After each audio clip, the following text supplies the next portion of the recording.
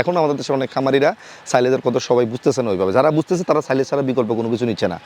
যেমন আপনি যদি এখনকার বাজারে খড়ের চিন্তা করেন, এখনকার বাজারে খড় কিনতে গেলে আপনার 18 থেকে 20 টাকা কেজি পড়বে, সাইলেজের কেজি পড়তেছে 10 টাকা 11 টাকা করে। মানে যেই গরুটাকে আপনি খড় খাওয়াচ্ছেন ওই খড়টাকে ডাইজেস্ট করার জন্য, হজম করার জন্য গরুটার যেই পরিমাণ এনার্জি লস করতেছে সেইটুকু এনার্জি ওই খড়ের মধ্যে নাই।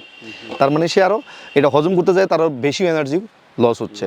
তাহলে ওয়েট গেইন করার পরিবর্তে আপনি ওয়েট লস করবেন। এটার সাথে কিন্তু অনেকেই আমার সাথে দ্বিমত পোষণ করে যে আমাদের দাদারা দেখছি তারা যেমন গরু পালছে, খড় খাওয়াই গরু পালছে। আপনি একটু খেয়াল করে দেখবেন যে ওই গরুগুলা কি এখনকার গরুগুলোর মতো এত মোটা তাজা ছিল? হ্যাঁ, তারপরে ওই গরুগুলো কি এখনকার গরুগুলোর মতো দুধ দিতেছিল? আপনি আপনার রানিং একটা গাবিতে এটা টেস্ট করে ফেলবেন, ওকে মানে রাফেজ, গ্রিন রাফেজ খাওয়ানো বন্ধ করে দেন, খড় খাওয়ান, আপনার দুধ 2 থেকে 3 কেজি কমে যাবে। দুধ হয়তো আপনার গাঢ় হয়ে যাবে কিন্তু দুধের পরিমাণ কমে যাবে, মাংসের উৎপাদন কমে যাবে। ঠিক আছে, খড় গরুর খাবার না। গরুর খাবার কীভাবে খড়কে করা যায় সেটা প্রসেসিং করে করা যায়, আপনি ইউএমএস করে খাওয়াইতে পারেন, তখন সেটা প্রোটিনের একটা সোর্স হবে। বাট ডিরেক্ট খড় কখনোই গরুর খাবার হইতে পারে না। আর সাইলেজ সব ক্ষেত্রে আদর্শ খাবার।